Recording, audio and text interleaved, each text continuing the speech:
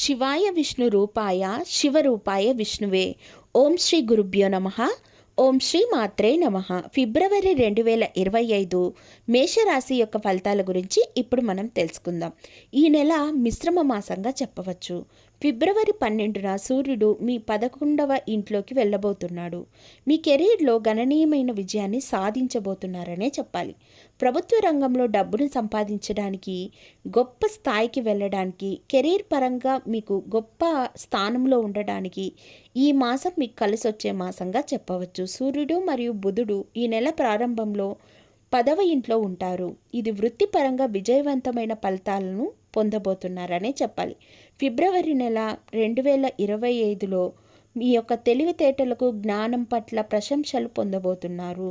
మీరు మీ బాధ్యతలను అవగాహన చేసుకుని దానికి తగిన విధంగా చేసే ఏ ప్రయత్నం కూడా మీకు మంచి ఫలితాన్ని అయితే చూపించబోతోందనే చెప్పాలి. దీనివల్ల మీ పనితీరు మారుతుంది. 11వ ఇంట్లో ప్రారంభించి 5వ ఇంటికి గమనించిన శని మీ యొక్క విద్యలో అంతరాయాలకు కారణం అవుతారు. అందువల్ల కొద్దిపాటి లేజినెస్ పెరుగుతుంది.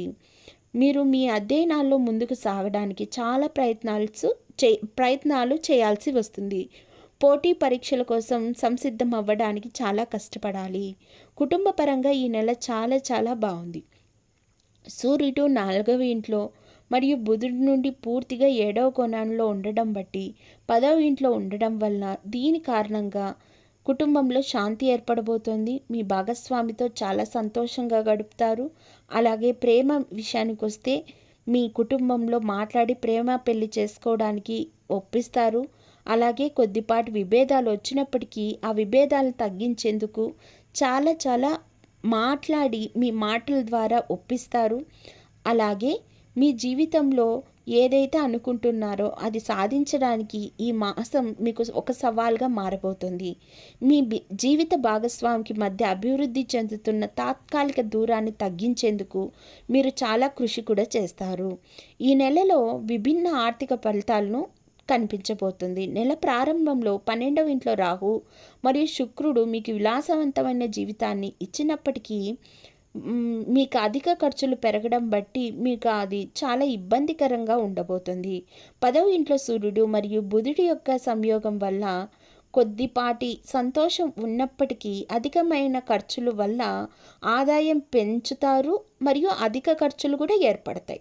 బృహస్పతి 2వ ఇంట్లో ఉన్నందువలన సంపదను కూడబెట్టడానికి ఈ మాసం మెరుగైన మాసంగా చెప్పవచ్చు. ఆర్థిక పరిస్థితి చాలా మెరుగుపడుతుంది.